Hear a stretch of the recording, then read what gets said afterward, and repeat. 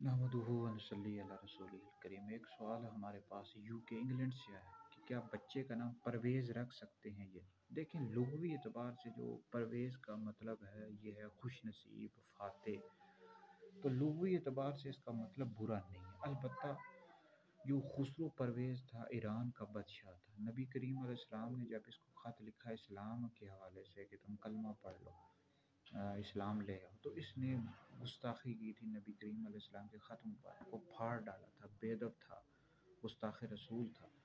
تو نبی کریم علیہ السلام نے فرمایا کہ جس طرح اس نے میرے خط کو ٹکڑے ٹکڑے کر ڈالا، اللہ رب العزت اس کی سلطنت کے ٹکڑے ٹکڑے کر دے۔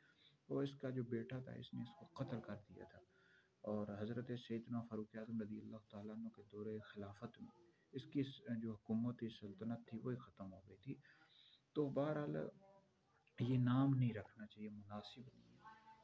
خسرو پرویز جو ہے نا ایران کا بادشاہ تھا، تو اس نے نبی کریم علیہ السلام خط مبارک کو پھاڑ ڈالا تھا۔ بہرحال اگر کوئی رکھتا ہے تو گناہ نہیں ہے، ناجائز نہیں ہے، لیکن مناسب نہیں ہے، یہ نام نہ رکھا جائے۔ صحابہ کرام اور اہل بیت کے نام پر اپنے بچوں کے نام رکھیں۔